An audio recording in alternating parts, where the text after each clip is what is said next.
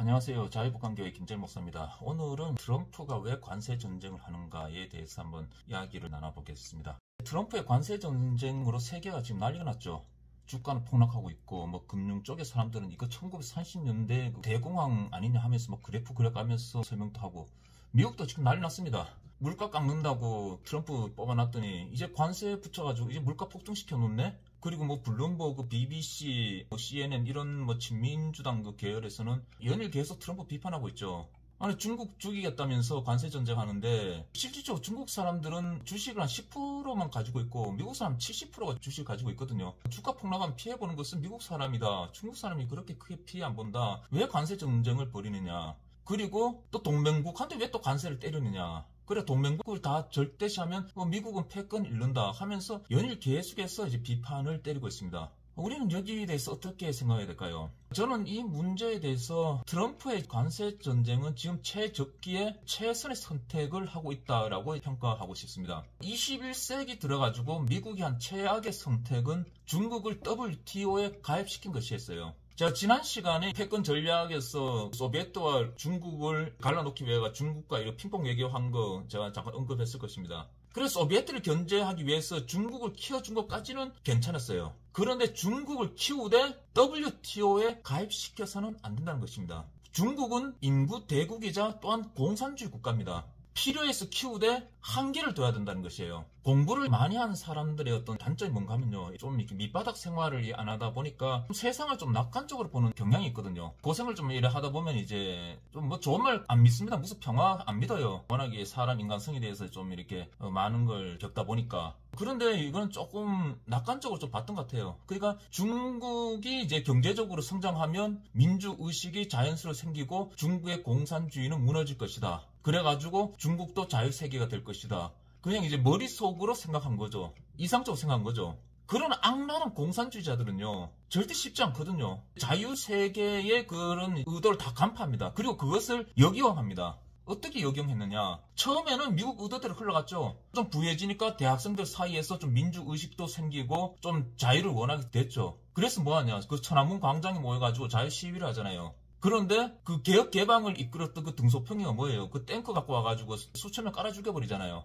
그 황도군부 사령관, 이 사람이 그 광주의 정률성 거기에 매부되는 사람인데 그 딸 한 15년 전에 한국에 이제 들어와가지고 이제 요즘 살아 계신지 모르겠어요. 하여튼 간에 지금 미국의 의도대로 되지 않는 거죠. 그리고 대신 어떻게 교육을 시킨가 하면요. 그 천안문 광장 후에 어떻게 하는가 하면 그전에는 중국을 못 살았다. 신중국 돼 있기 전에는 굶어 죽는 사람도 많지만 공산당이 이끌어가지고 지금 경제가 부흥했다. 이렇게 사람 세뇌시킨단 말이에요. 그래가지고 미국에도 그렇고 중국에서도 젊은 층에 완전 애국주의가 열풍이잖아요. 만나면 다 이게 똑같이 이렇게 말합니다. 공산당 아니었으면 윗세대는 전부 다 못 살았는데 공산당 때문에 우리가 잘 산다. 따라서 우리는 공산당을 적극적으로 지지하고 공산당의 이익을 위해서 뭐든지 하겠다. 이렇게 이제 세뇌가 돼버린 것이죠. 오히려 미국의 의도가 완전 역효과 나버렸습니다. 그리고 이제 WTO 가입으로 중국이 세계 무역 시스템 들어오잖아요. 글로벌 서프라이 체인에 들어와 버리는데 이러면서 미국이 이제 굉장히 안 좋아지는 거죠. 그 글로벌 리스트를 세계 그 다국적 기업 이끄는 사람들 있잖아요. 그 미국 민주당의 영향을 많이 끼친 사람. 이 사람들 목적은 자기 이익 챙기는 거거든요. 그러니까 미국 그 인건비 비싼 것보다는 값싼 중국에 가서 하겠다. 그러니까 제조업 중국 멕시코로 다 빠져나가 버리잖아요. 위탁 경영하는 형태로 지금 남아 있습니다.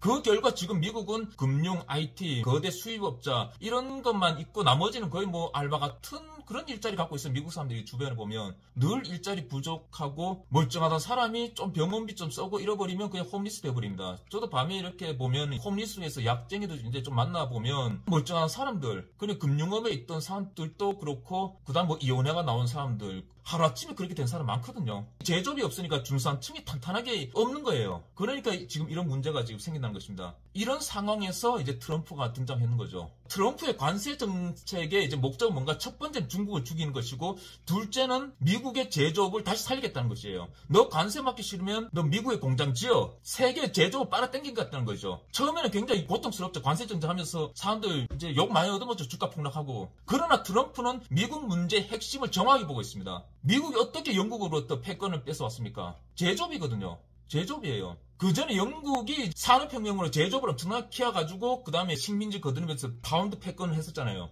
그런데 좀 잘 살만하니까 이제 제조업을 좀 등한시하고 그리고 금융업으로 이제 좀 바뀌고 그다음 식민지에서 이 물품 들어오고 이러가다가 뭐 1, 2차 세계대전 터지고 미국한테 큰 빚을 지면서 금을 이제 미국에 넘기면서 자연스럽게 미국한테 패권 넘어가죠. 당시 미국의 제조업이 전 세계 50%를 생산하고 있었으니까 달러 패권의 시기가 시작된 것이죠. 저는 클린턴과 오바마, 바이든이 미국을 망쳤다고 생각합니다. 미국이 패권국인 것은요, 달러가 기축통화기 때문에 패권국인 것이에요. 그리고 기축통화라는 것은 강력한 제조업이 뒷받침돼야 유지될 수 있다는 것입니다. 절대로 그 제조업을 좀 비용이 많이 든다고 해외로 보내서는 안 된다는 것입니다. 제가 우리나라의 좌파들 민주노총을 굉장히 싫어하는 이유가 뭔가 하면 자꾸 그렇게 파업해가지고 우리나라 알짜 기업을 해외로 자꾸 쫓겨나게 만들잖아요. 이런 국가가 무너지거든요. 제조업 기반 없는 달러 기축통화, 이거 일종의 그 폰지 사기죠. 우리가 석유를 수입하려고 하면 어떻게 해야 돼요? 막 열심히 자동차 팔고 뭐 팔고 해가지고 힘들게 달러 벌어와가지고 그 달러 가지고 석유를 사오잖아요. 근데 미국은 어때요? 그냥 달러를 그냥 프린트하면 됩니다. 토요타 자동차 사고 싶어? 그 달러 프린트하면 돼요. 뭐 가구 사고 싶어? 그냥 달러 프린트합니다. 아니면 뭐 국채 발행하던가, 국채 발행했는 게 만기 돌아오면 또 달러 찍어내고 무한대로 찍어내는 거죠. 언제 무너질지 모르는 그 폰지 사기입니다, 일종의.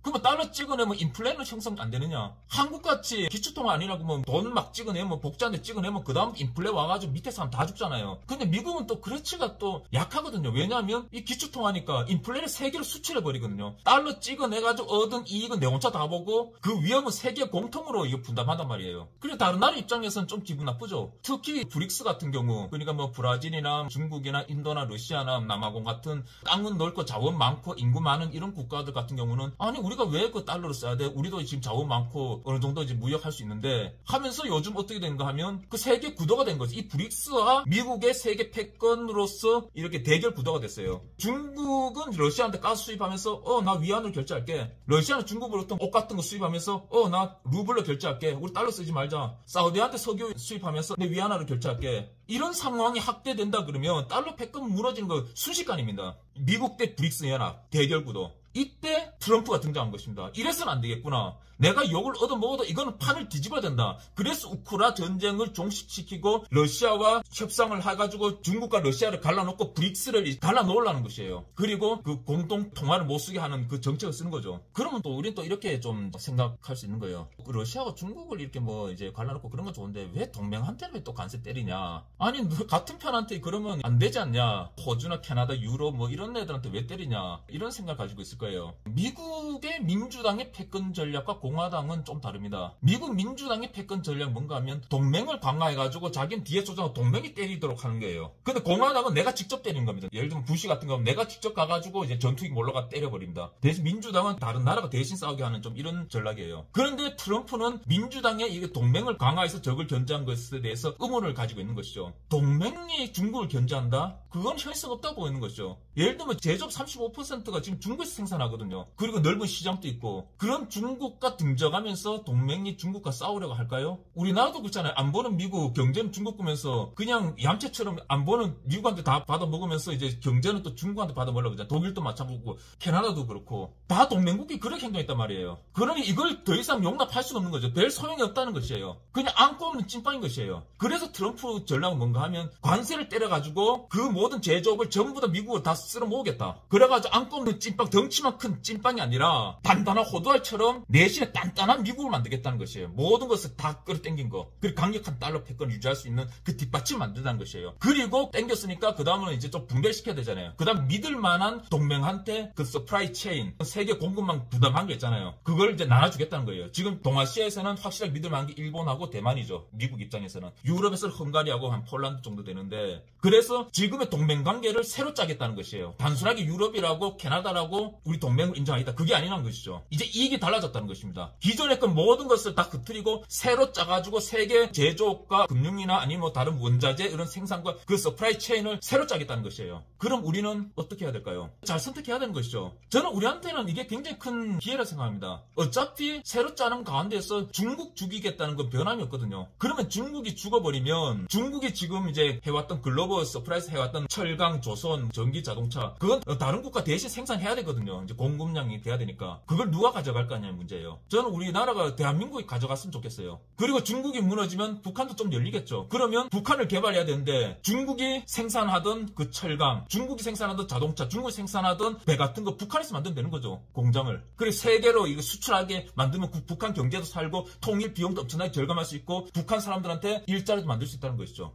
중국을 먼저 무너뜨리고 그리고 이제 중국 뒷받침 없는 북한은 좀 이제 개방이 쉽잖아요. 레짐 체인지하기 좀 낫죠. 그리고 그럼 경제 문제 이렇게 풀어나간다. 지금 굉장히 중요하죠. 그런데 옛날처럼 안보는 미국, 경제는 중국 이걸 앞으로도 계속 하겠다. 그러면 답 없는 것입니다. 이상입니다.